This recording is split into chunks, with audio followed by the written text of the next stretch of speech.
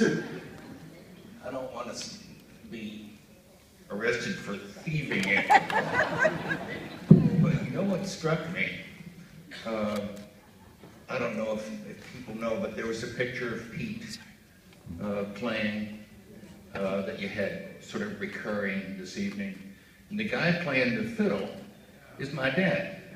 Yeah. And there's another picture of him, so that when you said he was there, what was interesting to me was that to realize suddenly here this evening that my father and Pete and some of their friends, who were maybe one of the first or the first folks to play sort of officially at the museum.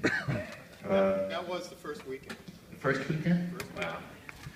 I suddenly realized, of course, that I don't know how many years later, but not only did I first play when it was sort of opened, 20 years. But it was 20 years later, almost to the day. To the day.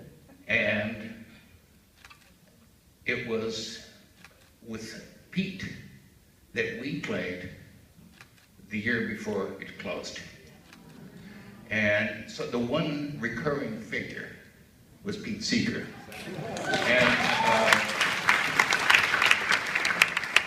And Pete was the one who reminded me years ago of what I just realized here, that folk music and jazz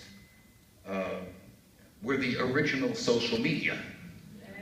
Before we had Facebook and Twitter and things like that. I was going to go somewhere, but I'm not.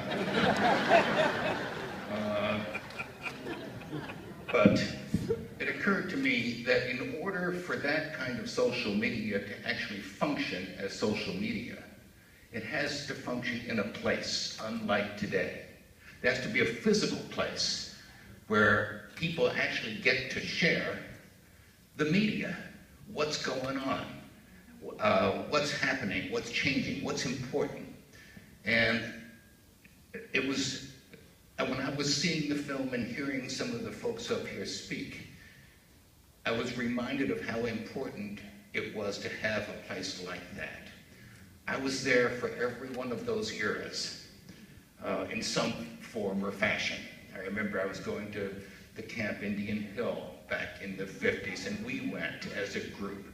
And then I was going to the Stockbridge School before it became the DeSisto thing. And so there were periods of my life that this represents, and there are people in my personal life that this not only represents but brings back memories of, and for that I'm just so grateful. One of the things that happened, and I don't want to go on forever here, but was that at the end of the season in 1978,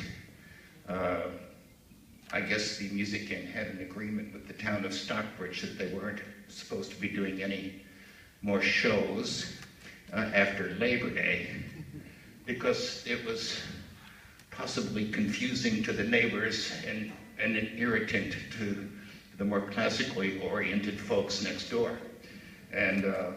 But I wanted to do a show there with Pete, because the year before we had done a big sort of outdoor event in the hill towns in Cummington to raise money for an ambulance in another hill town called Huntington. I don't know if anybody here knows these little towns, but I live in one of them. And I wanted to do another one as a fundraiser for an ambulance project for the town of Hinsdale, which was actually close to where I live. And so I came to you and said, can I have an event going on? And you said, yeah, sure, you know. And as soon as we organized it, I guess it was you that let me know that the town fathers in Stockbridge had let you know that that really wasn't going to happen. And that that hippie horde thing really meant something to them. And I knew what they meant because I was one of them. one of the horde that they had been worried about forever, you know, and still are. So, but that's fine. And it was, like you said, we had to go to court over it, and it was ridiculous. It's just a concert, and it was in the afternoon. It wasn't like we were going to keep people up all night, but they were philosophically opposed to the idea, and so we had to go to court. And unlike my appearance at the Lee court, where I actually had to pay a fine and pick up the garbage, this one we actually won. And so I had never won in court before. And so it sticks in my mind as one of the highlights of my life. And so that's what that was about. Thank you so much for reminding me.